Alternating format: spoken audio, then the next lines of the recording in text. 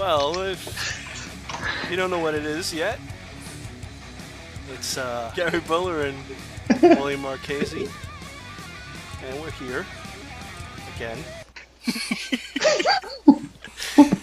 It's one of those shows sort of between, where we just hang out. We have a guest coming on though.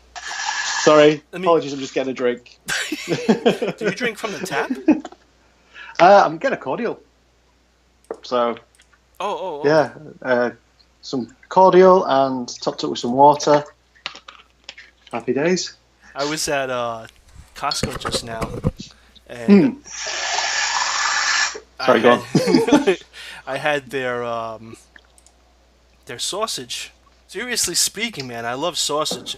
I mean, I get the premio sausage, like the authentic Italian sausage, but I got the Costco sausage, and then my wife checked it on this Weight Watchers thing she's doing, and I was like, "What the?" It was like, so premio sausage is 6 points, and these Costco sausages are like 20 or 21 or something. Wow. I mean, if it's a primo Italian stuff, they tend to be quite full of fat, don't they? You know, a good sausage has a lot of fat in it. Yeah, I mean, but 6 compared to 20, like, what are they doing with the bun and the peppers? You know, are they dipping it in pure lard or something? Oh yeah, but yeah, unbelievable. I've not long got back from a barbecue actually. So we had a bit of a garden barbecue over in Sheffield, which is about 30 or 40 miles away from where I live. So we've just been there and come back. But he had 70 odd sausages. Oh, 70. He went to one of these sort of wholesale butchers, and it was ridiculous, man. He got so much meat. Like there was 70 odd sausages. There was probably about 20 or 30 burgers. And he had like kebab skewers with the chicken on and beef and all. Were these different sausages, different types, or were they just 70? Oh no, there was a few different types. It was lovely. It was really nice, but it really was a sausage fest. Yeah, because I got the sausage, I got the premio at Costco, but it was like 3 packages of like I think 8 or something. It was pretty. I mean, it was pretty good. Brian, all of that. Oh, is Brian on? Brian.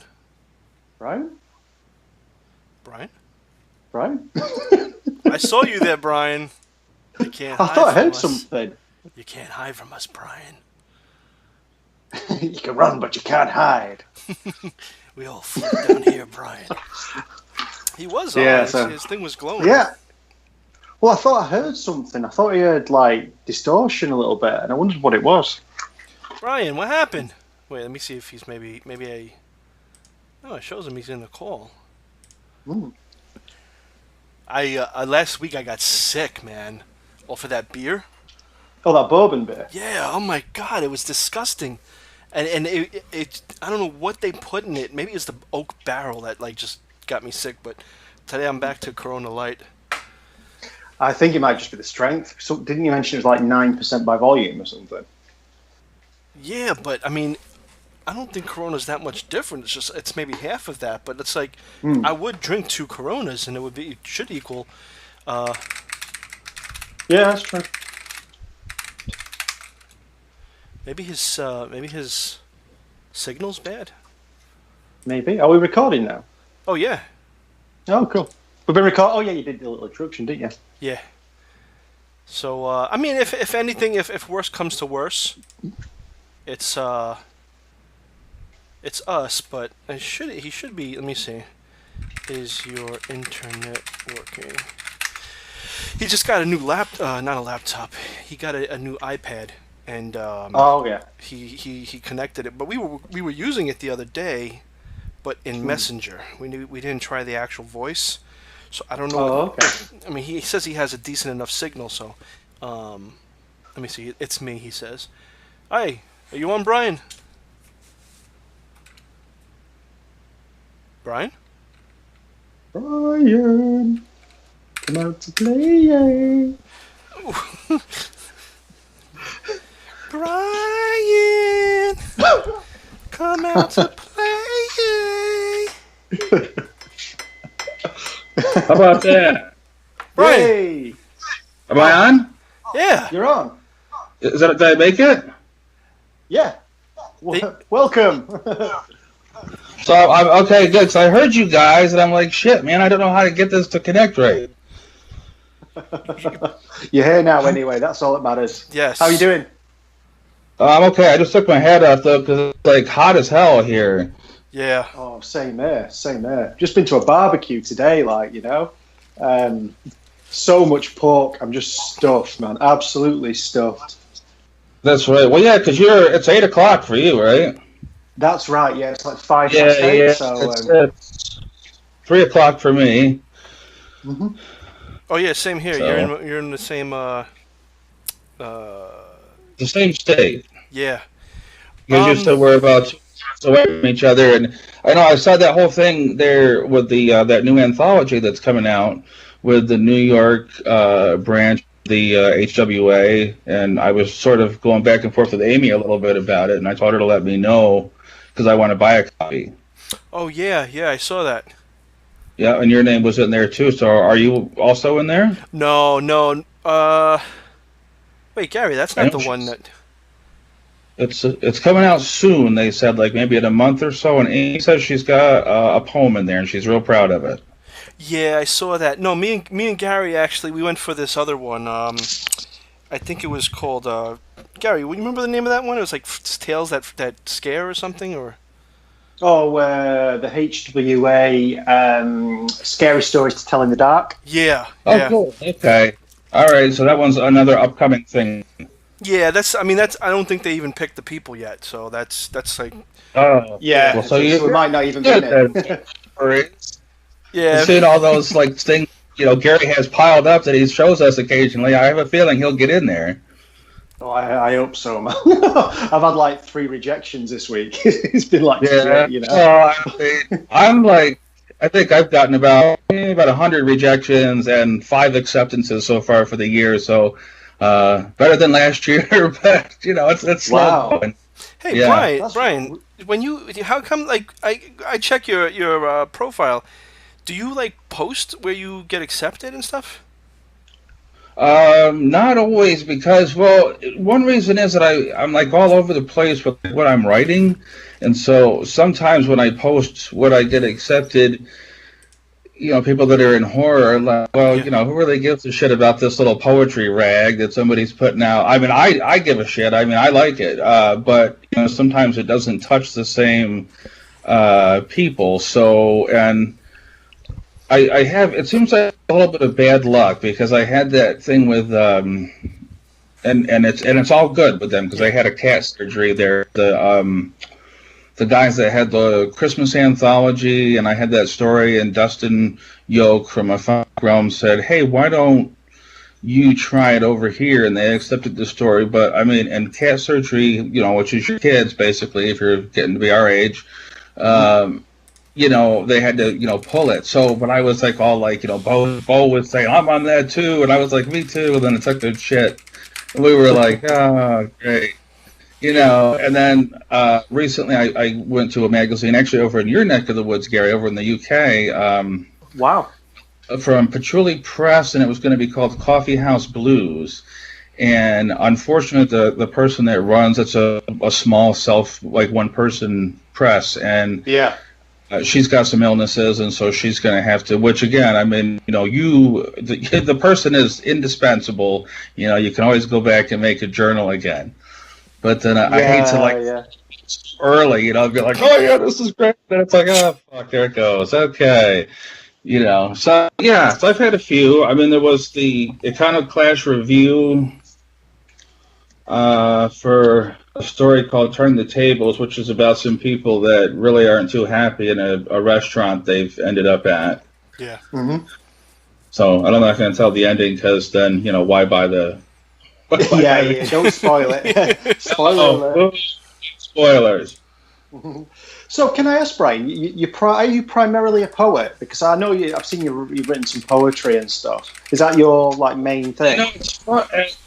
It's the whole thing's like a really long, sort of twisted journey. We only have like an hour here, so we'll have to do this often. But when I started writing was I got really into. I think everybody hits that point with Jack Kerouac and the Beat Generation and all that stuff, and so I wanted to do that. Write that sort of fictional, nonfiction. Make your life an adventure kind of thing. And so I did that for 50 years, but I never published it because I was busy doing other stuff.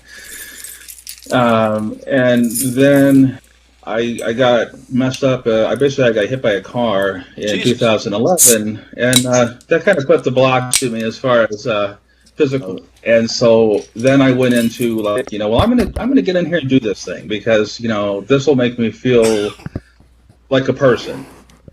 And not just like a messed up failure. So that's what I did. But the first thing that I actually hit with was a poem that I wrote. And I actually hadn't at that point really considered myself to be much of a poet, but I've gotten a lot of really positive feedback on the poetry. It's, it's kind of raw urban stuff about, the one in Third Wednesday was about the drug house across the street. Because I live in a really shit neighborhood here, with the pissing man on the fence and all that. I was going to actually ask you about that. We had a drug house across the way across the street from us last summer, and that was going full blast night and day. Jesus. And they finally got those people out, and now there's an apartment complex that's 2 houses away, and I think they all moved in there. So it's that kind of a place. But when I wrote the drug house thing, it was about the drug house, but it was about some women who live here, and they used the drug house to basically be assholes, if I can be frank about it. And they would blame everything on these bad people in the drug house, and then when the drug house closed up shop, they were screwed. It's like, well, we can't blame these people anymore for all of our shortfalls. Was this a legitimate drug house, or was it just like people that use drugs? Yeah. A 5-year-old boy that used to come out with a paper bag, and he paid the money, and then he went back into the people. I mean, there was probably about 20. I mean, the whole thing was just really, really sad, frankly. I mean, there was like 22 people in like a 5-person house, and wow. And the kids were always the ones that they would stick out there, But the thing that I was worried about is I don't know a whole lot, but supposedly the queen bee there was from New Jersey, where somebody was eager to shoot her down. So it was so wonderful that she moved across the street from me, and then all of her, groupies and everything. But I guess just like being down, well, you're even closer to the city, right? Yeah, I'm like maybe like a half an hour to hour from the city. Okay. Yeah, we're like 2.5, 3 hours, depending on how fast you're driving. Yeah. But we've got, I believe, and Endicott's not really, it used to be really more of a town, but it's becoming a little city now. And we've probably got at least 15 branches of gangs up here. I mean, they're just, kind of the junior leagues or we got to cool off, so we're sending this guy up here. But it's really changed things here in a very negative way. Yeah. So, and after the big flood, more people pulled out too, which meant that there's more rentals. Well, let me ask you. I mean, was it always like this, or did it just like start changing like that? It changed because when when my wife and I got married, of course, and then we decided, well, she decided actually that we needed to buy a house. So we started looking around, and at that point I was still a functional mechanic, and I used to fix people's cars on the side. Yeah. And so I wanted a place with a garage, and I used to walk by this house that I'm sitting in right now every day. It's only like a block away from the apartments we lived in. And then it went up for sale, and we hadn't found anything else. It was all like just, somebody else's dream, I guess. And so I saw this, and I was like, man, a 2-car garage, it's a deep lot, and it's a 1958 for this house. It's custom build. Pretty sexy house for the day. I mean, everything else is the EJ sort of Cape Cod story type houses. Yeah. And so this really stood out, and the person that owned it before us, unfortunately, just got really old, and he couldn't take care of it anymore. So we ended up getting it affordably because it was such a mess. And when we first came, like the first night that I came, it was like snowing really bad. We moved into February, and here February is just miserable. We just get a ton of snow. I'm out there. I'm like, I had to work third shift. I'm shoveling snow, and this old guy from across the street comes walking over, with a big parka on, and he and it's snowing. I'm like, what the hell does this guy want? I just gotta shovel this driveway. Yeah. And he comes over and he's like, hey, my name's Jim Shipway and I live across the street. And it was like the whole the thing that you have happen when you move somewhere. I mean, his wife brought us a lasagna the next day. I mean, and we were really good friends with them. And it was great. That's what we wanted when we moved. And then it didn't take long. There was a little house next to us on the other side, and they had a kid in there, and he was cooking meth every night, so it smelled like hairspray. And I mean, is that what that's so like then? I read some stuff about this. I mean, the guy he used to run around naked in the wintertime next to our lot and in a loincloth, and I was just like, this is really ruining my first house experience. Oh my God. Well, let me ask you a question. I mean, the guy that was pissing was he pissing on your fence or just somebody else's? No, it was our neighbors. Not our neighbors. They're people that are on the we live at another thing. For all you home buyers out there, is you don't really want to buy a house that dead ends from an alley, because we found out that right in front of our house is the gas, the water, the hubs for everything. So if we ever have a explosion, well, it's been nice knowing you fellas, because we're not going to make it. But they did work on it 2 years ago, and when they had everything, all the manhole covers off, and the guy from the gas company is like, yeah, well, if there's a problem, you guys are pretty well screwed. I'm like, oh, thanks. Have a good day. Yeah, so I've got two houses directly across the street, and then there's a open lot on the one side. It used to be, I guess, we've got one of those big abstracts when you buy a house, and it was a part of a really big farm here. Yeah. So there's farmland. Yeah. So it's not. So it's not. So it changed then. Like you said, it was originally a nice place, and then they just drug. And it changed fast. Yeah. Was this changed fast for us? Yeah. Was it government drug house? Was this a government drug house, or was this something an illegal one? They just moved in and totally illegal. Oh, okay. Totally illegal. Yeah. I mean, what sort of farm was it? It was. I'm not sure. I've got a lot of this stuff, but on the other side of us, where there's this funky little house, right in the backyard of it, there's a huge open. It's really nice, friendly neighborhood. There's a huge open pit where the silo used to be. Yeah. Anybody can fall in there and break their leg. And then there's also a huge well, a huge water well. And we actually, with our property, we hold the rights to the water for the property next door if we ever, want to cut them off. But it was, it was a big farm, and then they must have sold some land to Kmart, because it's right behind us. We have a backyard, and then there's a hill, and then it's Kmart. But Kmart's abandoned because they got flooded out. So every time you meet an old person here, they're like, hey, well, this and that. We found out there was a place that used to make that, that weird pegboard stuff. Yeah. I can't say, it's brown. It's basically sawdust, how they do with glue. Like corkboard or something? Harder. The stuff they make, I don't know. But you put the metal pegs on in the store.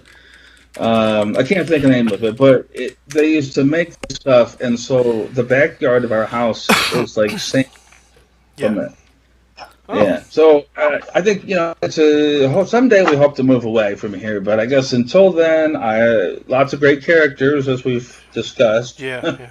Do you feel physically unsafe, or is it just one of those things that are oh, this neighbor is just because sometimes you know what I mean?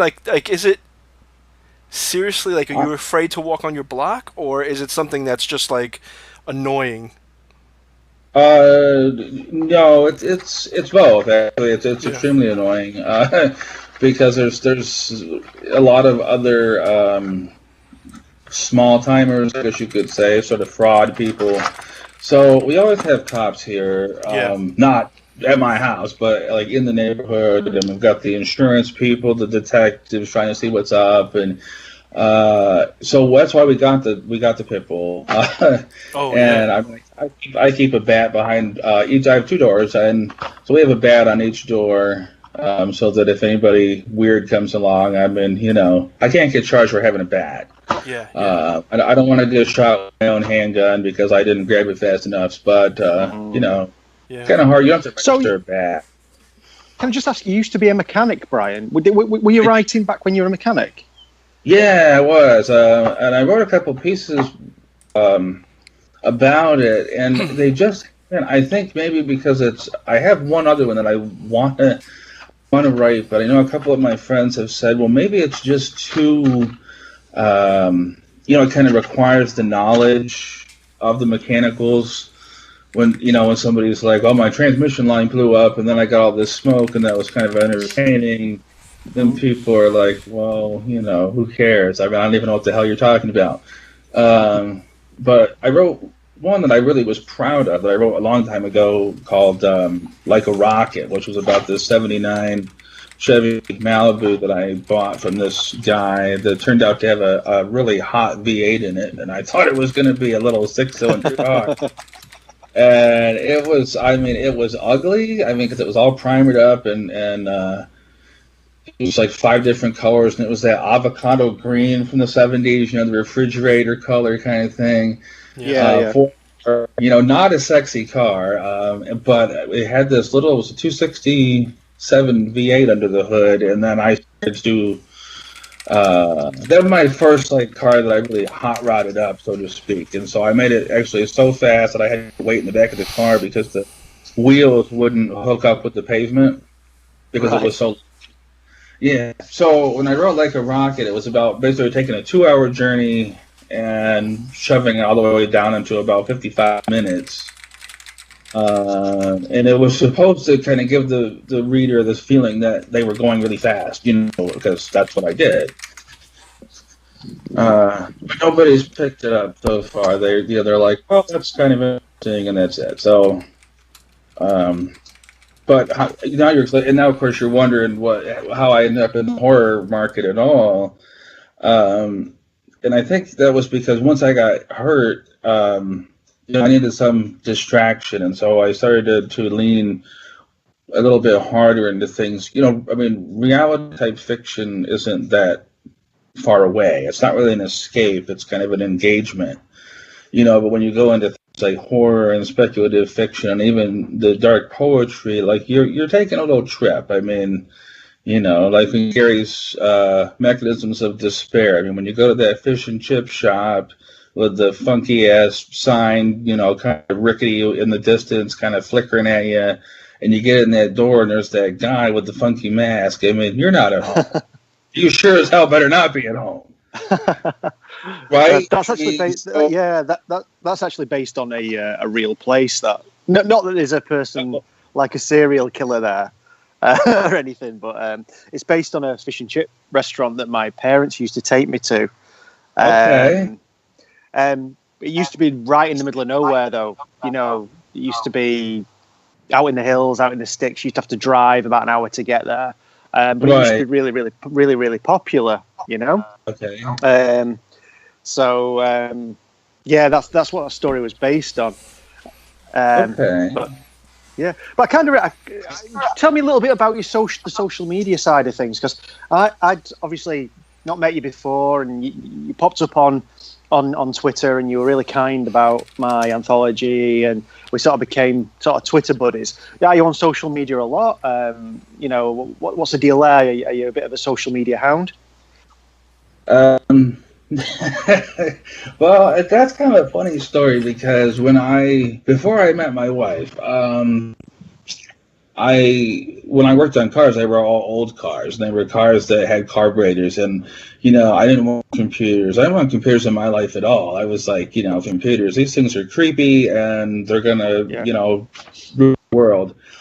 And then obviously that changed, and I got a cell phone, and we had a desktop computer for a while, and then when I started to get writing and reading online and stuff, then I had to get laptops because my wife's like, well, I want to use the computer, and I'm like, well, that's too bad because I'm using it right now.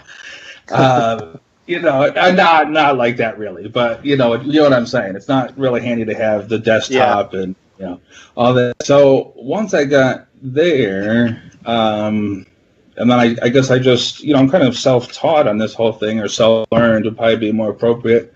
And I've had people help me along the way and be like, okay, well, if you want to do this, and you're probably going to want to do this, and like what you just did with this podcast thing. This is the first time I ever did this. So I'm learning something, and it's great because I can connect with you guys and maybe other people in the future or whatever. And I think it's not that I want to be a social media hound, but I just really want to connect with people out there. That's why I do so many reviews. Is this like you do seem to, I've noticed you on there, like, you're reviewing some of the writers that I know, and you've got quite kind words to say about people, and you take the time to read the stuff. And there's not a lot of people that kind of do that, A lot of people just stick with the mainstream stuff. So how come you sort of read the indie stuff? Is that just sort of your scene, or is it just something you like to be involved in? Well, I mean, people are this is going to be funny because some people are going to be like, this is blasphemy or whatever. But once I started reading a lot of like I'm just reading something now by a woman by the name of Michelle Mellon on Hellbound Books called Down by the Sea. And it just seems like the indie presses and the fiction they have it's just really fresh. It's really sharp. And, most of the people aren't seasoned writers. And so when you get it, it's like, wow, holy shit, this is really heavy stuff. This is strong. And I mean, this person is really trying to show me this stuff. And again, I'm going to say people are going to be like, you're nuts. But I have like the last, I think, 3 or 4 Stephen King books that people have gotten me for Christmas, and I haven't cracked them. I'm like, well, I'm really enjoying where I'm at right now. And I mean, everyone, of course, Stephen King is an awesome dude, and he's a very nice guy. Stephen King doesn't really need me to help him. I mean, no. He's got a lot of readers. He's all over the front, but Gary Bowler's not all over the front of Barnes and Noble. So let's get him there. No. Oh, right? Man. I don't think it'll happen. Or at least help. You know what I mean? Yeah. That's where I'm coming from. I know that you and I had that little thing when you were like, well, that's a bit idealistic, and it is. But I guess through the being hit by a car, which it like messed my head up really bad too, which I noticed that when you were doing the thing a couple of days ago, people were talking about a lot of us deal with the depression. And it's when I first started to review books, I just was going at it like New York Times style. So I was like, well, what the fuck? I mean, this guy didn't use this contraction properly, and this is wrong. And why would you write the word pale, P-L-E, or why would this mistake be here? And then I was like, whoa. Yeah. I mean, I said, well, wait a minute, the story is really good. I mean, there's a few mess ups. This is an independent publication. This is a good thing. I don't pull the plug on things when I start going through them, and it just gets to the point where it's either like, I don't know how to put it exactly. It's either someone is, I think, getting off on a behavior that's just doesn't work for me. And I'm really open-minded, but I mean, I had one writer who just was really, I mean, he's very excited about incest, and he keeps writing about it. Yeah, but I mean, I want to have my name affiliated with people that when somebody looks back, they're saying, hey, that, he said a good thing. This is a really good writer. I'm glad I got involved. Not like, oh my God, what the hell am I reading here? Brian said it was good. I should try it out. Really? Okay. So I don't do that. It's like the tattoo shop I go to. They're There's no, you want a gang tattoo, you need to go somewhere else. You want a hater tattoo, you need to go somewhere else. We don't do that stuff here. And so that's kind of... So you into your tats, Brian? What's that? Are you into your tattoos then? Are you got some ink? A couple I'm really proud of that I got at Renaissance Tattoo, which is on Washington. And my friend, Josh Ruff, runs the place. And yeah, he did my my first typewriter on the one arm, and then I've got a new one that I got of the Damaged Skull Rider, and it's this cool ass skull that has the hat on, and it's got flames coming out to the eyes and everything. But yeah, that's where I go because it's really like art. I mean, I had to, it's like 7.5 hours for the skull, and I think the typewriter took about 3 different days.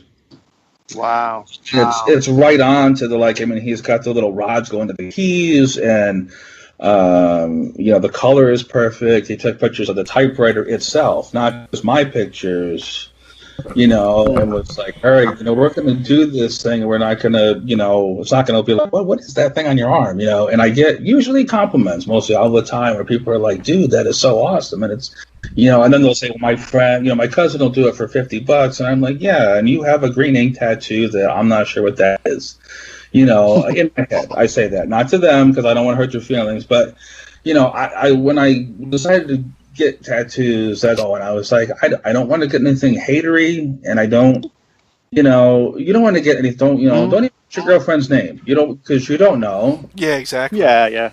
I mean, Josh, the tattoo guy that I see, I mean, he's like, it's a time you're like, oh my God, we're so in love, I got to do it. And then 2 years down the road, she's, in Texas, and you've got a feel on your arm, and now you're seeing Gladys. I've got a little bit of ink just on one arm, and I had it done when I was like 18 years old. And my mum and dad I was still living with them at the time, and they were like, "Oh my God, why have you gone and got a tattoo done?" But it's just like it's almost too small. I'm kind of thinking of getting it expanded out. It's a little dragon on my arm, right? Like a spiral dragon. It's only tiny, and it's really basic, man. It's it's nothing special. But eventually, I'd like to sort of maybe either have it sort of tattooed over for something bigger, or something done around it. Yeah. If you come up here, I mean, I know Renaissance is on Facebook, and they don't do. They're not very, but it's like an art gallery too, and they've got a whole bunch of artists in there. And I sent a friend of mine named Adriana and a friend of hers for their birthday over there, and she got a couple of koi fish swimming together, and I heard girl chance to see her friend yet, but I mean they were beautiful. They were awesome tattoos, and you can go at any price level. I mean, the ones that I have are about the $1,000 range. Wow! But I save up for years, because that's what I want, and I really, really want it, and I don't, that's how I do it, And people are like, oh, I couldn't sit that long, or I couldn't do this and that. And I'm like, yeah, but I mean, I only do it like every 2 or 3 years, and I'm not going in like tomorrow. Yeah. What kind of tattoos do you have? Do you have like skulls? Do you have like Marvel characters? The Damaged Skull Rider one is, he's a skull face, but like his face is, because it's on fire, his face is like cracking apart. Almost like the Joker a little bit, but not. Sorry, I thought you cut out there, Brian. I did. The same here. I was like, I'm hearing my dog out there barking, and I couldn't hear you guys. I was like, uh-oh. Now, I've lost. So how'd your podcast go? Well, I lost the guys. Oh, well, that sounds great. Yeah, exactly.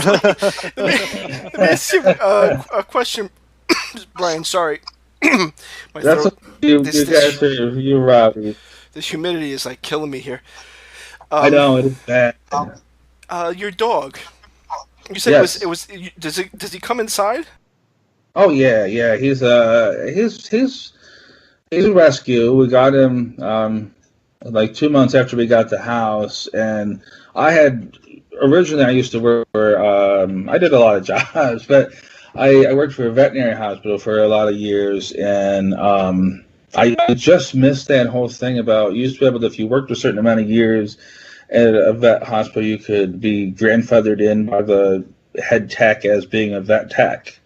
And then I wouldn't have had to go to school, and I could have gotten paid more, but that didn't work out. So, but what I found out was we got a lot of the dogs from the pound and from some rescue organizations, and all the little cute puppy ones and all that. They go pretty easy. And then we started getting the fight dogs came in. We started getting the bait dogs and the puppies and stuff. And so the first pit bull dog that I had was he was a pit bull wolf mix. I never seen that, and I don't know if I'll ever see it again. He had like a brindle coat, but his hair, like in the wintertime, would get really long, and he looked very wolfy. Came in at about 45 pounds, but we couldn't home him because nobody liked him, and he had this horrible diarrhea, which he was blasting all over the place. So it's kind of hard to show off a dog in that situation, And they were like, "Oh, we're going to have to put him down because nobody's taking this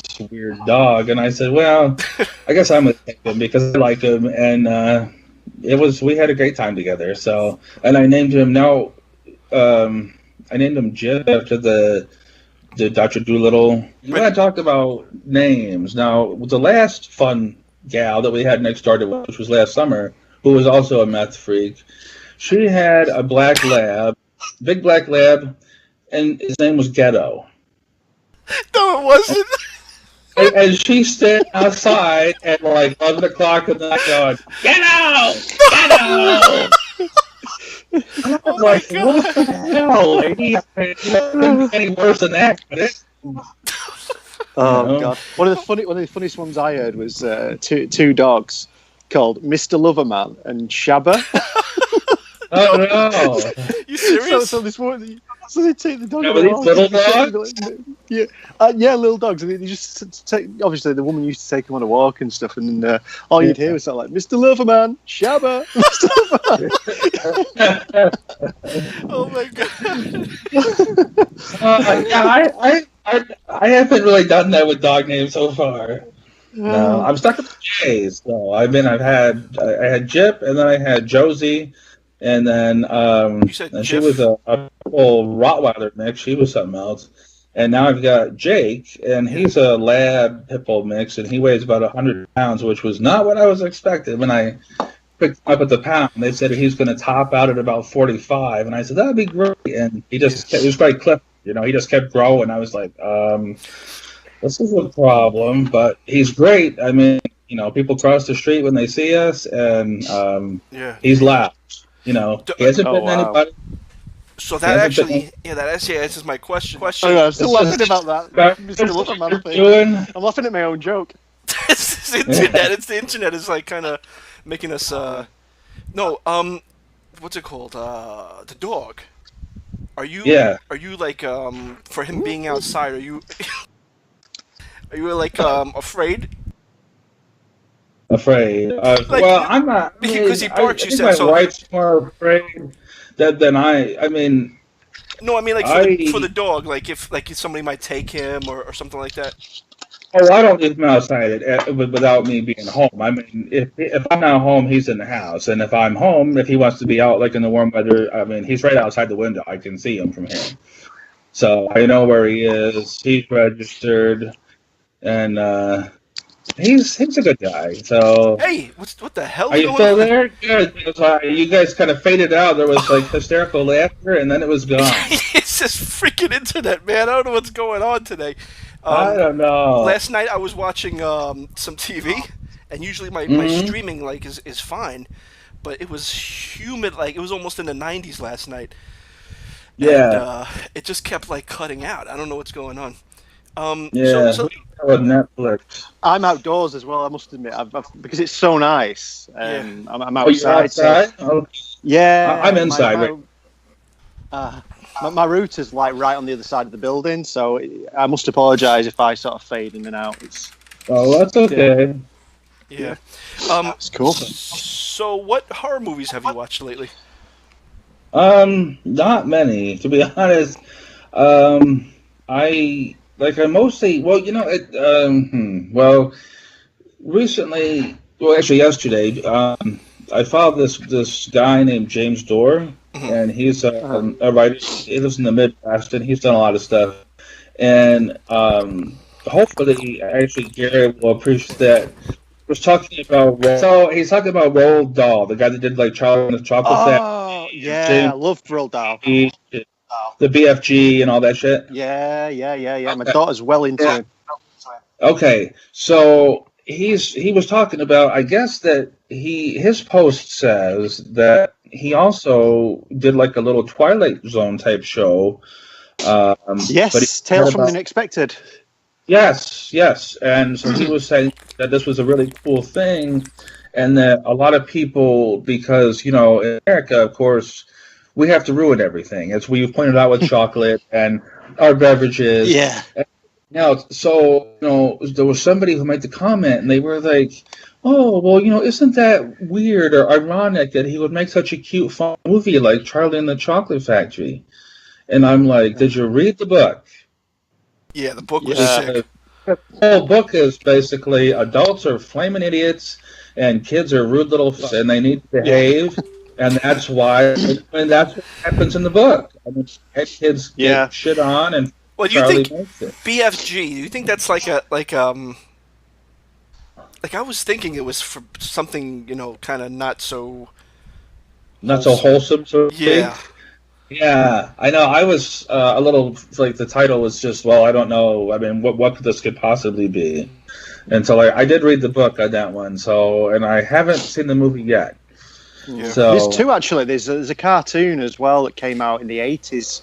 That Okay. had David Jason as the voice of the BFG, and there's obviously the newer one as well. But did you know Roald Dahl was also pretty good friends with Ian Fleming, the guy who wrote the James Bond books? And he's actually, I think Roald Dahl helped him write some of the James Bond books, and he was quite sort of involved in it. Cool. So Yeah. so he's got a link to James Bond as well. Roald Dahl. That's It's, nice. he used to write ghost stories and everything. People see him as the guy who wrote all the kiddies books, but he's also a really accomplished ghost story writer, and he used to write a little bit of erotica as well. So Yeah. but you just don't tend to see that side of him, I mean, Yeah. I think he's been dead about 20 years or something, but It's been he's a always little one. while. But I mean, he does. I mean, and he sort of lined people like H.G. Wells and Aldous Huxley and George Orwell too, just for the type of stuff that his, more, as you were saying, his more serious fiction. So yeah, I really dug it. I mean, I don't think the person really probably enjoyed my comment too much.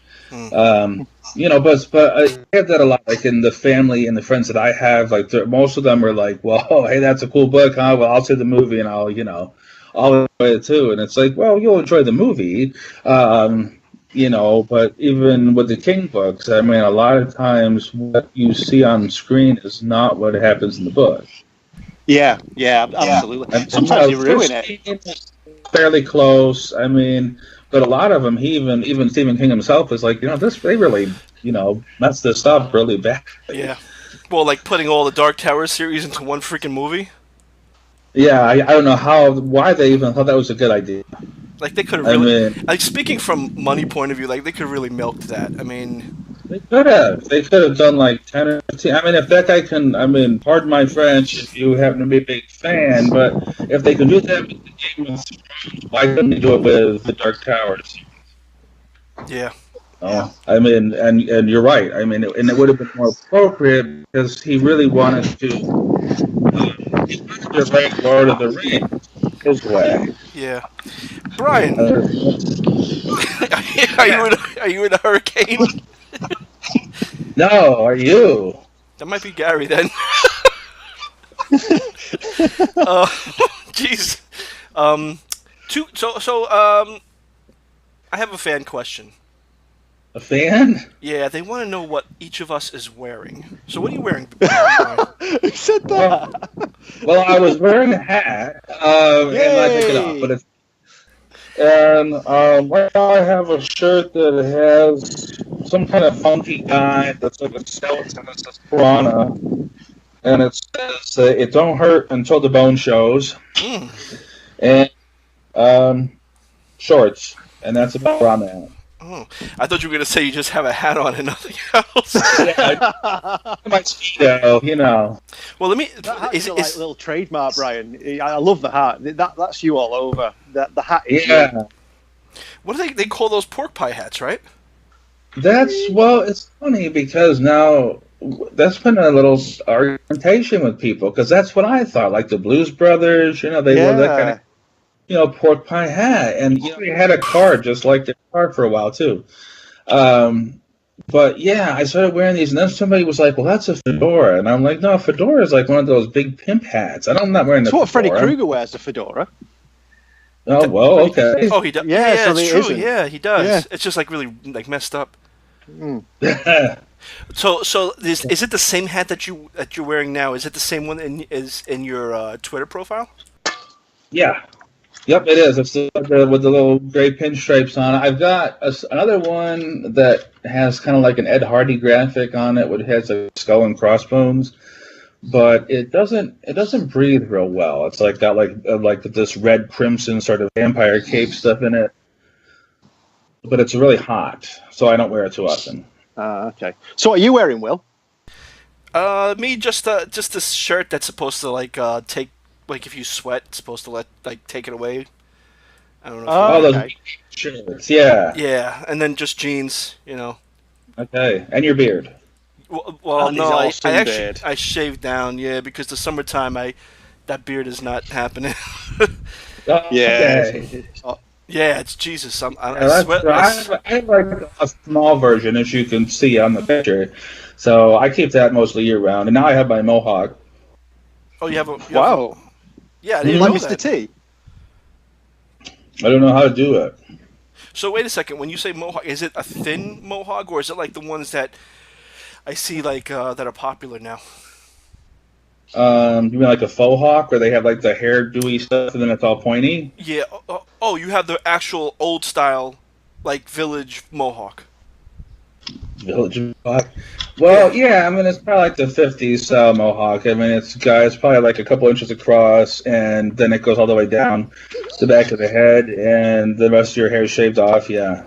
Does it? But I don't dye it or hair gel it or anything. Oh, I was about to say it doesn't stick up in the in the middle. It does, well, because it's only about a half an inch tall. Oh, okay. And Yeah, we do ours. It is an old school one, so it's pretty short. Yeah. I remember But yeah. No, I remember when I was walking through the village when I was younger. I used to see a lot of they used to have 3 to 6 inch high mohawks. Oh yeah. I remember this. I'm not gonna do it. Yeah, but I used to walk in the village too. I used to go down to Washington Square Park and all that stuff. Oh yeah. It's just kind of the way it is. It's pretty friendly there. It was. And Washington Square Park's kind of creepy as shit some places, but yeah. But I remember I used to go down there a lot because of course the whole beat thing, and that's where a lot of the beats would hang out. And I was like, well, I want to do that too, so I can see what it was like. And it was cool. I mean, I had a good time. I used to wear clothes, and you don't want to go down there looking all good unless you want to lose all the money you have. Yeah. Well, down there, it's I used to walk around there at 2 a.m. I guess around Astor Place is where I used to go. Okay. But some places, yeah, you're right. You don't want to go down there. But I mean, you could go down there looking any way you want, and you just you wouldn't feel like a clown or anything. It was pretty. No. Cool. Yeah, because I used to have long hair. Yeah, I did too. I thought that was going to be a good idea. And then I got it caught under the creeper wheel one night when I was trying to work on a car, and I thought that wasn't too much fun anymore, so I cut it off. Wait a second. Yeah, right? It got... You roll over your own hair and you're stuck. And you ripped it out, or...? No, I was finally able to kind of move around on the creeper to get pull the hair out from under the wheel, but at the moment, you're out there 2 o'clock in the morning trying to do this work, and then it's well, I'm stuck. Nobody's going to help me out now. Yeah. So how long was it? It was. I think it got to the point of maybe below the shoulder blades. That was about as far as I went. Oh, okay, all right. Yeah. At that point, I was that was enough, and then I decided to cut it off, and that was it. Well, I'm kind of just wearing a little pair of shorts. Oh. And a little leather top. Super. A leather No. a leather top. Gary, are you wearing shoes? I'm not wearing shoes. Are you playing? He's going to the village for Will.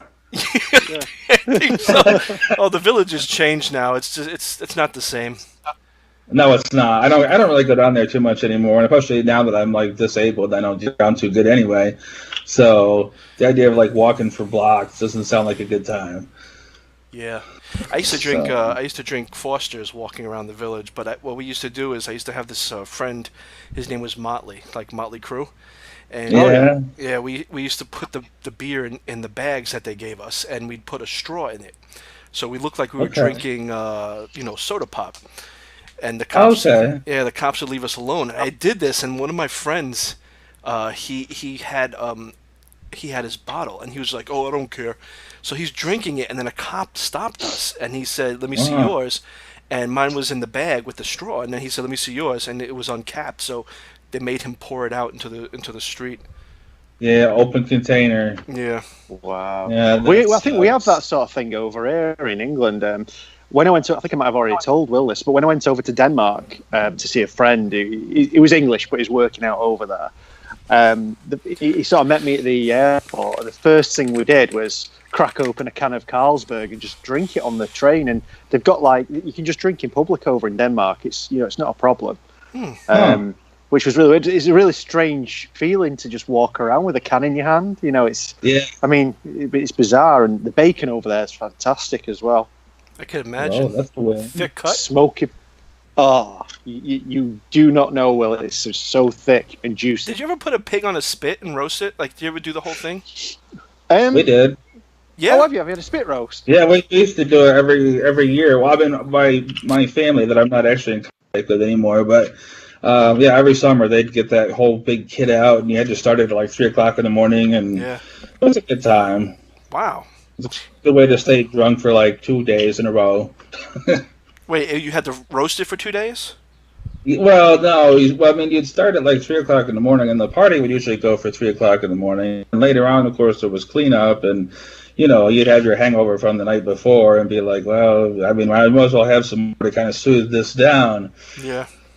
Well, let me ask you a question. So when you roast the pig, you start roasting it at 3 a.m. in the morning, and the party's starting at that time, right? No. That was only like just like the few, kind of the guys. So was how that went, and then it was like 3 or 4 people usually would do that, but we would rent it. It was like you'd rent the thing from this, and a person would bring it, or you'd go pick it up, and it hooked onto the back of your truck. Yeah. And then you would bring it home, and it had like a electric motor, and then you would fill the bottom part with the wood, and get it going, and it would just keep on cooking basically until you shut it down. It's pretty hot. Oh yeah, and it's huge. I mean, it was it was about as big as a Prius or something. I mean, it was a car-sized thing. Wow. Now the pig is raw when you put it on, or is it partially cooked already? Oh no! This was like my uncle used to go pick them up at, I don't know, some farm in the area, and then I guess when I think he'd pick it up, they'd take care of killing it or whatever then, and then they'd put the spit in it before he'd get it back, and then we'd help him lift it into the thing because I mean it was super heavy. I was going to say, where'd you get your pork from? And did you sort of rub it up? Put all the oils and the the rub and everything, the salt and the rub on it. Did you take care of that, or? I did not. No, I took more. I think it was more like because you couldn't leave it because it was so fatty, and and so if it would sometimes the pig would actually catch iron, so you had to spray it down. So I remember doing that, but I don't remember like what the seasonings were. I would imagine probably just a base of salt or snort. I think Gary's doing coke. Yeah. I'm tired. Gary, send me some. I'm tired. He's you gotta wake up again. No. Yeah. I'm sorry. It's just really humid at the moment. I'm dying. I've just my sinuses are killing me. So Yeah. when this pig is cooking, the outside gets like kind of crackling, but the Eventually, crackling. yeah.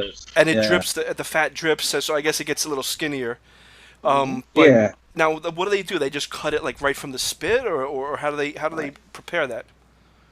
Yeah, that's what they would do, and then as the more it would go, they would cut like some, not like kind of like a part of it, but not all, so that way you still had a lot of fat layer on to kind of keep it nice. And then they would give like some of that, and it would be a big party. I mean, there might be like 100 people there, so Wow. yeah, our food here is not that fantastic. So It looks nice on the television. yeah, I love the well, man that's versus food. about what it's supposed to be about. I think come down here and Yeah. eat this wonderful thing. Get there and you're like, wow, it's a greasy hockey puck and the bun's all smashed and I don't know. Oh man, I mean, some of those pit masters you see on the TV, we were talking about like spit roast and stuff. Man, some of the stuff things that they can do with a pig, you just sort of you have these big sort of holes in the ground and fill them with coals, and then they bury them, and then they treat the pig better than they treat their own wives. They just sort of pat it and rub it bare in it, and you just want to go there and eat that. That's I mean I don't know. I hate watching those shows sometimes because you get you so hungry. I know, and that's like 2:00 in the morning, and you're like, well, what am I going to have? Yeah. I really like the look of as well, though. I know it's not pork related, but I really like the look of short rib as well. Like the beef short rib. You don't really get it that often over here. You have to sort of go to your butcher and request it specially. It's like it's not a cut that we use often. But I love the short rib. Have you heard of a meal called Jacob's Ladder? I've heard of the term, but I haven't. Well, that's my favorite movie. That's what the short rib is, though. Yeah, basically, it's just a pile of short ribs in slow cooked with a barbecue sauce, and it's falling off the bone sort of thing. And it's beautiful. My chick summer. It's starting to rain now here. Yeah, here too. It's so weird how in England it's like almost the same. Every time there's something happening here. Where Gary is, it's happening too. Yeah. It's that whole wormhole. And it was, Say where we're actually like in the same dimension or something. So, Brian, which area, part of New York do you live in? You live in New York, don't you?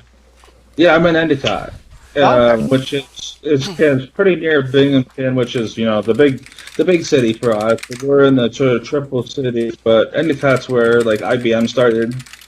And all right. And shoes and a lot of big stuff, but now they're all gone, and so that's why it's so depressed here. Right. And we unfortunately live in the plume from the IBM chemical spills, so you can't even grow vegetables because our soil is so trashed. Oh damn! So that's it's pretty bad. Yeah, I see a little place called Little. It's like a Little Italy around there. That's a few blocks away, and that's up on Oak Hill. So, but there is a little Italy. It's really nice because they have like a carousel and the Italian ice cream and all that kind of stuff. Yeah. I see. And awesome bread. Oh, it looks like you also have like a airport there too, Tri-Cities Airport. Yeah, no, that's like a really tiny airport though, and like most people fly like classic planes, and they have a like the really old drag racers come there during the summer. And that like sort of rebel that it caused, type drag racing. And stuff. Yeah. Oh, so I see. So you're up and to the left of New York. Up to the left. Well, like if that sounds good to me. Yeah. So how do you get to New York? Like you take the train? No, we usually drive. That's what I used to do when I came down, and I'd usually just to have all these various like big cars that I had fixed up, and then I'd park them at one of those hotels and take the bus. Yeah. So how they're always park for $18 for the whole day or whatever. I'm like, okay, great. I'll park this here, and I don't have to worry about it, and I'll just back later. Yeah. That's what I do. Sometimes I drive to work because I just can't like take the MTA, and it's like $18 to drive for to park for 12 hours, which is you can't beat that in the city. It's no, you can't.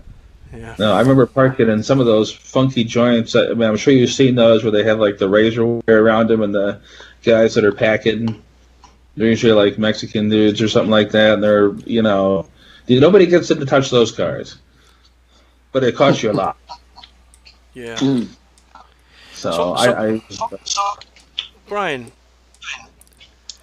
Yes. Okay, so with your writing, right? How long ago was the what's that? Yeah, your car accident. Oh well, I didn't have. I mean, I got hit. I mean, I was, and I got crushed into a wall, which then basically broke my back and ruined a lot of my spinal cord and my function. So that's why I don't do a lot of walking these days. Yeah, pretty bad. The same happened to Stephen King, didn't it? Yeah. Can you hear the rain? Yeah.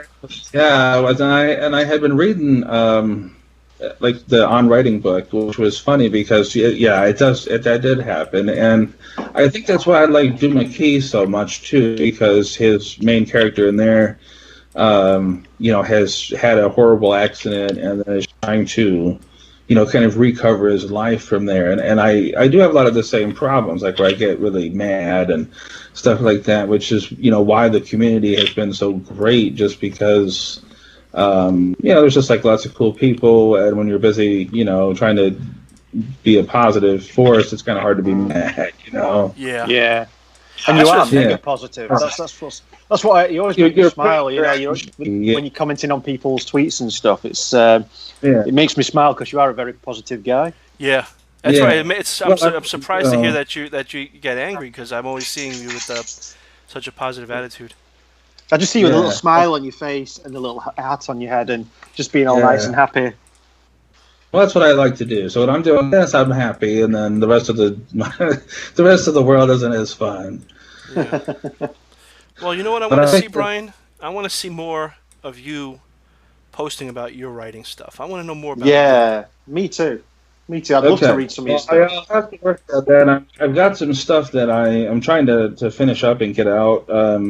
It's like that story with the whole like Santa Claus, and then it turned out to be Death story, which was pretty cool. I've had to redo that completely for one of the places that I know Gary was in. Oh, and I can't think of it right now, but they were really nice to me. But they, no, it's something else, like the Tales of something. Damn, I can't remember. Well. They're really, I'll have to post about it once I dig out a stack of papers here. But I think it's Bards and Sages. Oh yeah, I've not been published there, I don't think. I think Calvin Demiraz. I'm trying to think. Okay, I had a close one, and they liked the story, but it was really fair because it's one thing for somebody to just say no, but then you're like, okay, well, this didn't work. Why? And then they took the time to say, you were really close, but, there's a couple of things that don't work here, and I appreciated it a lot. So I'm still working on the story with the hopes of sending it back there and then having them, feel like it's going to pass muster. Yeah. So... But I gotta get going, guys, because I've got to go. And a friend of mine graduated from radiology, and I'm gonna go up there. Cool. Yeah. Thanks very much for coming on, Brian. Yeah, Brian. I was gonna say, like when I first heard you, like you sounded the only thing I saw, like an esteemed gentleman, like Mr. Peanut with the top hat and the cane. It's like that kind of. Who's he? Yeah. I remember him. He used to come to the grocery store when I was small. So, yeah, cool. Yeah, Mr. Peanut's okay with me.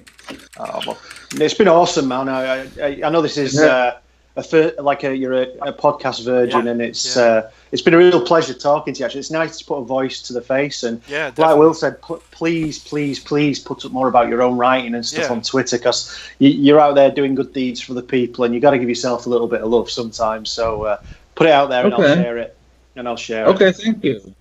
Yeah, far, like I said, 100 submissions almost by May, which ain't bad. No, it's good. I'm hoping to double that, for the rest of the year. We'll see what happens. Yeah.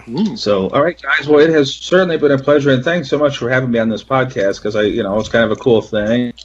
And hey, if it can be on it, I like to be on it too. Yeah, and you can jump on at any time, man. Just give us a holler. Mm-hmm. Okay, or Thanks, man. ditto, if you have an empty space again sometime, give me a shout. You got it. Will man. do. Thank you, Brian. Thanks so much.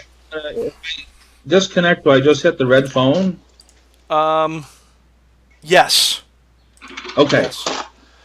All right, I'm going to do that now, guys. So take care, and thank you very much. You got it, man. Thanks, Brian. You too. Take care. All right, we'll see you soon. Bye-bye. All right, bye-bye. Bye. Okay, and that's it. Pretty cool, huh? Wow. Hang up the phone, Brian. There he goes. Hello? Gary. Wait, he hung up on everybody. How could he have hung up on everybody? Let me call back Gary. Ay, ay, ay. Connecting. What happened there? I don't know. I didn't know he had the power to hang up on everybody. He's like, still pretty cool. recording? He's like, pretty cool, huh? You know, I was Yeah. still on, so I have the main the connection to the YouTube thing. Okay. Yeah, I was trying to get Chris on because I wanted Chris to comment on like neighborhoods and stuff because I know he lives in East New York, which is not such a great place, and I just wanted to hear him swing pumpernickel a couple times. Wanted to see if I was looking at the place on Google Maps. It doesn't look like it looks like it's rural.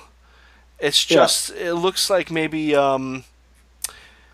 sometimes places go to I guess I don't know, but maybe maybe it's not that bad. It's just you get the occasional person. Sometimes neighbors are. Yeah. I thought it was kind of funny at the end there when he was like, "Hey, that was cool, wasn't it?" And he was probably talking to his wife. Yeah, yeah. He just went beep, cut off completely. Literally got like 2 or 3 minutes. So, what was I gonna say? Have you started the Outsider yet, or have you? No, I purchased Strange Weather from Joe Hill. Yes, you said. Yeah, Yeah. It's good. Well, they send me an email, like Kindle. I did that stupid unlimited thing, and it's not unlimited, man. Let me tell you. And I think you said. It's just like basically, it's not like the bestsellers. Yeah. Yeah. So you can't see any of those, and you can't see some of. I mean, it's very almost exclusive. You have to like activate it, I guess, when you put your Kindle up. And it pisses me off because I got it for $2 for 3 months, so I'm not really arguing. I just wanted to try it, and there are some titles that I wanted to read on it, but it's just it's not worth it. And then the whole thing is that now Kindle, the app is like notifying me every like 3 or 4 times a day. And I mean the sale with the Joe Hill was pretty good. I mean it was $3.99. Yeah.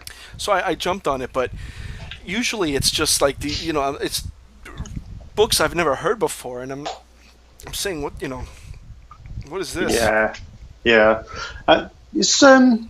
It's an interesting one, Stranger. I think it's like 4 novellas. I read about them, what they were about, and I was just like, okay, I want to see how he pulls these off, because one is like the guy shoots up to a cloud or something. Yeah, and then the cloud is like and there's another one where it rains like needles basically, and if you go out in the rain, you're dead. Well, that's the funny thing. That's the funny thing that I was thinking about. Sometimes you get these writers, and you see these I guess blurbs, and they say these things like you shot up to a cloud and it was solid, and you're like, all right, that sounds far fetched, but then that if you know Joe Hill and his reputation, you'll know it's going to have some sort of a solid He's very good at speculative fiction. He can pull shit like that off quite well. It's going to make it sound like it could happen. But then you get a lot of these I see some blurbs where if you say you literally shot somebody to a cloud and it became solid, that's what you get, man. And it's what the f is this? But I don't know. Man.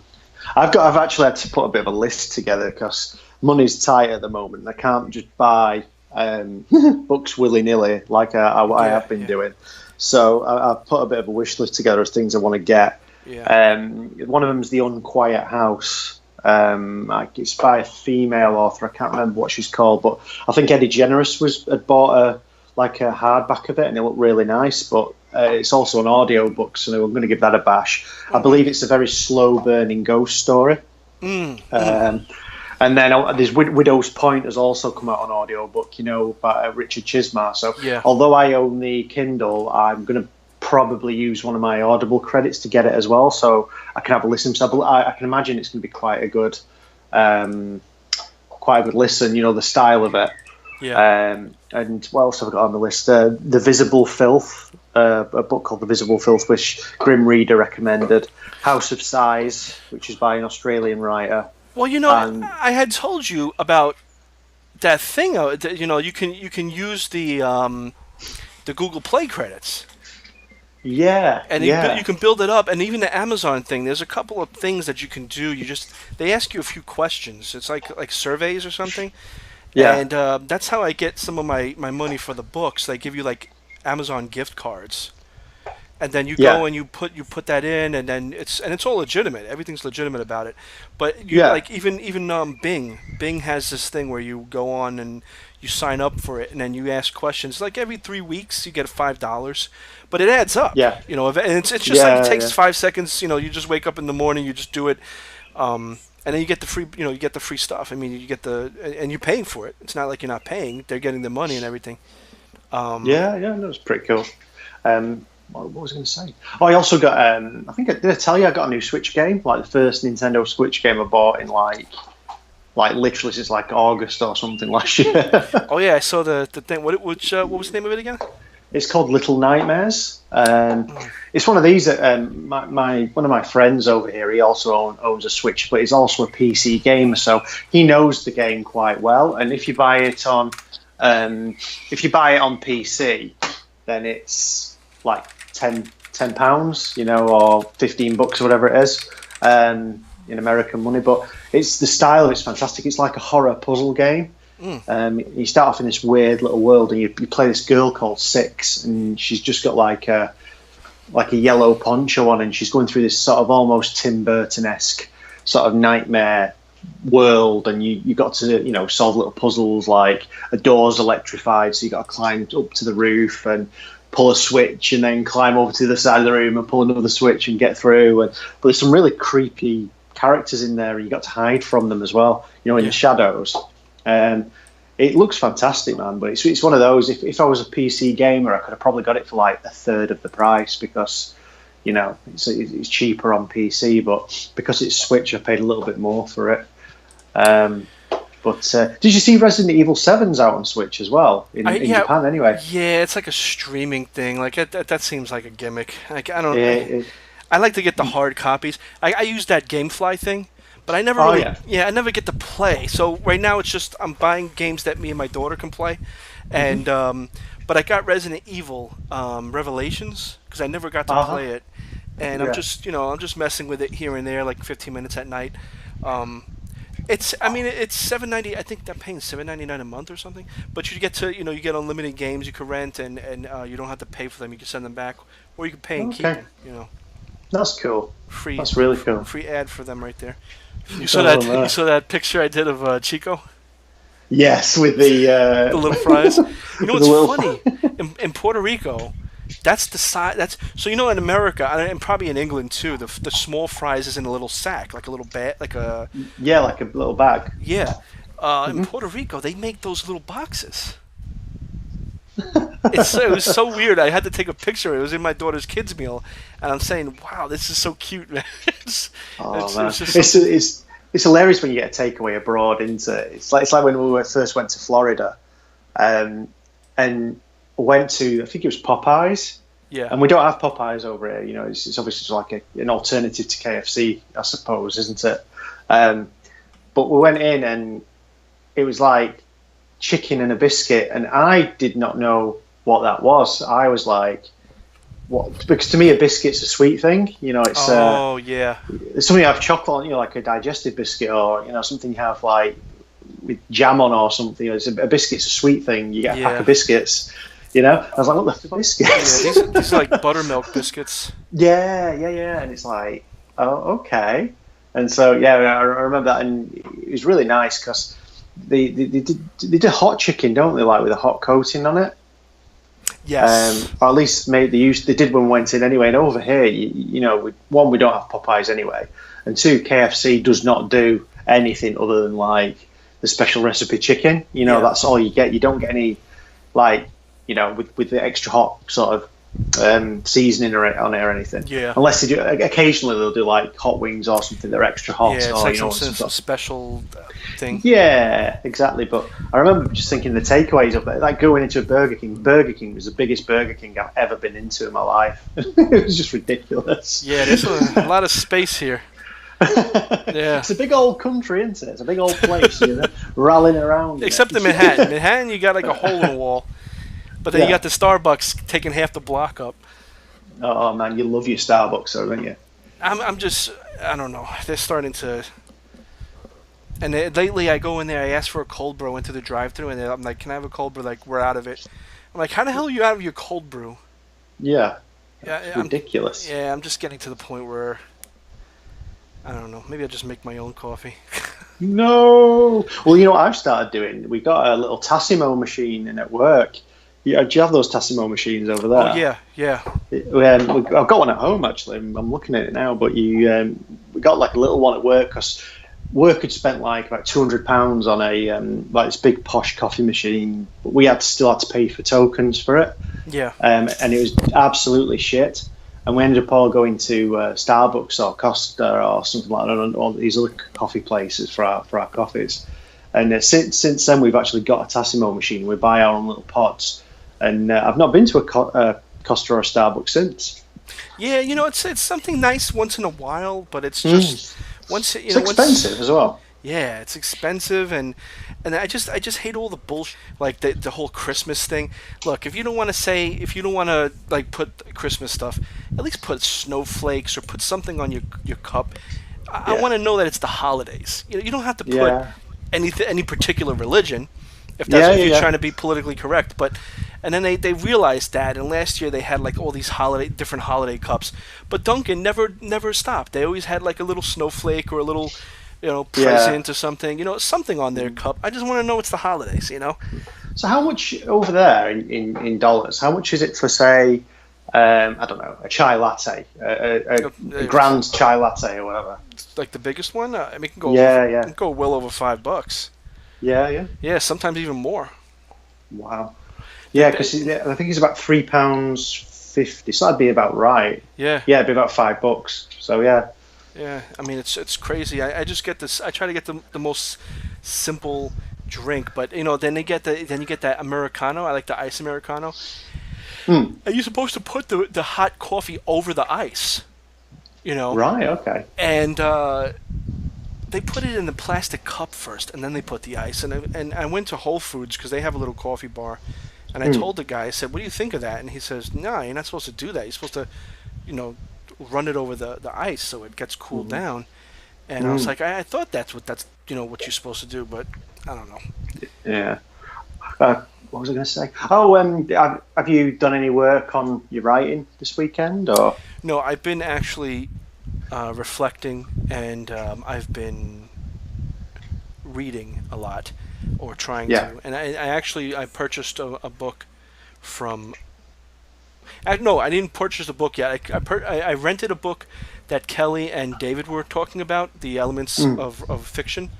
And, yeah, and then there was this other one, and I want to read those because I saw some interesting things, but I'm working on a few things actually. Well, as you know, I kind of finished my Deadlight submission. Oh yeah, you're telling me. Yeah. I'd reached a point where you kindly had a look at it and given your like 10 pence worth, and then I'd sort of worked through it again with your stuff, and I'd read it aloud numerous times and just worked through. So that's what I tend to do near the end of a draft. When it's getting close to being submitted, I read it aloud just to say how the words sort of come out. So I'd done that, and I sort of messaged David about it, and I said, look, I'm at a point now where I'm not saying this is the final, this is the way it's going to look. Yeah. But I just wanted him to look at it to see what he thought about, one, the story, and two, any improvements could be made before he actually does the formal editing on it. So obviously it'd be different if it was a non-invite submission. You wouldn't do that with any other sort of thing, would you? But I thought I'd just take advantage a little bit of just. Well, no, you want to show the editor the raw. You want it to get it as good as possible, but you want to show them also the raw too. Yeah, well, this is actually what I'm going to do because it was originally 8,000 words long. Wow. And I've cut it down to 5.5. Yeah. Well, but sometimes that's just fat that you got to get off. Yeah, but David's kind of said to me, see, I originally had the structure. It's a bookend story, as you know, so I'm not going to spoil it for anyone who's sort of listening, but there's a bit of setup at the beginning and there's like an ending. And what I had was like some scenes in between, which were sort of separated by little returns to the bookend, if you know what I mean. So this guy's telling a story. And he returned to, and he ended up taking that out as part of the editing process. But David suggested that I put it back in. But I'm pretty delighted that David actually says he likes it as a story. Yeah. And he's given me some really constructive suggestions to make it that little bit better. And so I'm going to sort of take that to heart and sort of go away and do that. But I might actually have like a week's break from it because I've got another story that I've been working on. Yeah. So it's... that's the one you sent me? Yeah, there's that one, and there's another one. I've got an idea that I wanted to start, and I've been making notes on and off for about 2 weeks about this. It's more going to be speculative fiction than anything. Yeah. In fact, that story I've sent you is more speculative fiction than it is horror. Oh, okay. I was going to say your other story that you called Bookend. They call those frame stories. Yes. Yes. So look, it's so funny. I'm over here. I'm looking at the chat room, and it says David Wilson. He sent a message, but because it has the word "ass" in it, it held the message for review. Like I could now, I'll put shows. But he put it. That's pretty cool, though. I mean, I guess they don't want people to. I'm gonna let any comments go, obviously. But if they become hateful or really nasty, then I'm taking them off. You know, that's not good. Yeah. So that's what I'm up to, and I'm at a point with that story now. I think I'm going to call it an unquiet couple, and that's what it's going to be called. I'm going to take that, and I'm just going to sort of leave it for a little while because I've reached a point where I've worked on it for 2 months. Yeah, you don't want to on and off. I'm just getting not sick of it, but I've read it so many times, and I can't even tell if it's good or not. Which was nice when you sort of said you kind of liked it, and it was nice that David said he liked it as well. But I'm at a point where I'm just like, I need a little bit of time away from this, and I can sort of step away from it because the subs aren't really due till what is it, August or September or something. We need to get it in for. So I'm just going to see how it goes. But I had 3 rejections come back to me this week from some semi-pro publications as well. So I've got 3 stories to sort of send back out again. Funny thing is, you'll probably send them in 2 months and they'll probably accept them.